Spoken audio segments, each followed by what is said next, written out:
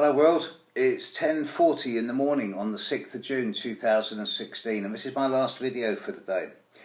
There is a referendum coming up in the UK on the 23rd of June and it's to debate our future participation in the European Union. It's the Brexit referendum and it will decide whether Britain stays or leaves the European Union.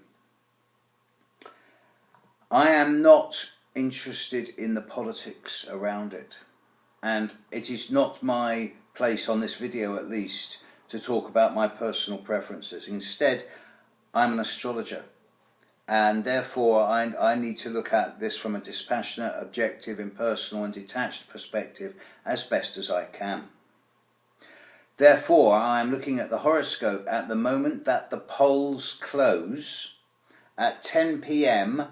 in the evening of June the 23rd, 2016. I'm using it based in London as this is where the results will be announced. And that horoscope for 10 p.m. in the evening on the 23rd of June this year in London, look at it yourself, it's remarkable.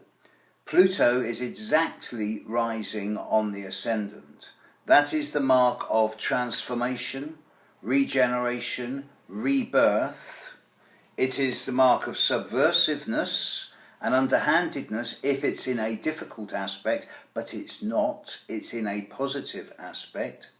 Jupiter in the sky is exactly conjunct the North Node in Virgo and exactly trining Pluto, suggesting that transformation through growth is likely to be the outcome of this. Mars standing still at the end of its retrograde period is on the midheaven in Scorpio, suggesting that there will be a very decisive outcome.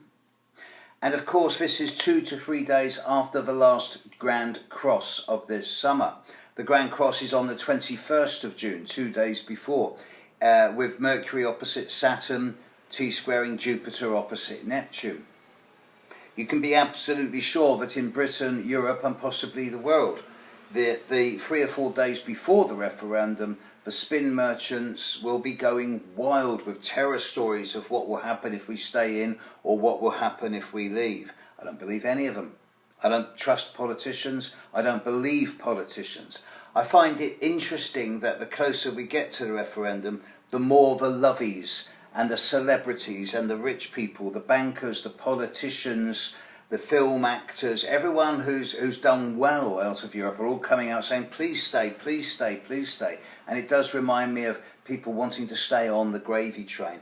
Thing is, the British people are somewhat perverse in certain ways. You know, the more the powers that be say, oh, we've got to stay in for our security, the more the British people are likely to turn around and go, no, we're leaving.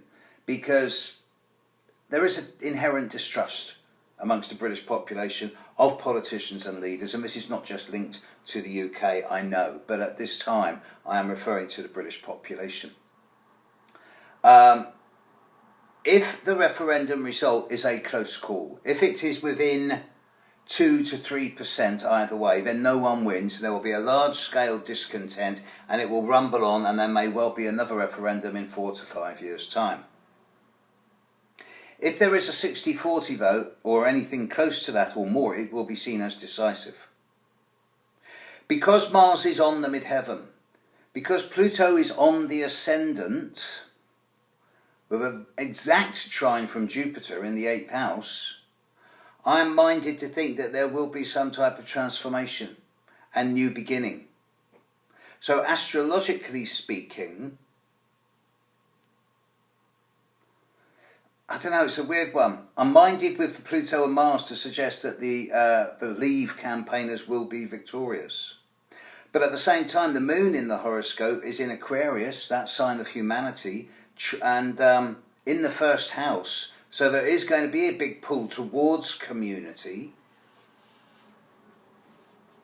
I don't like to be put on the spot on this one. It really could go either way.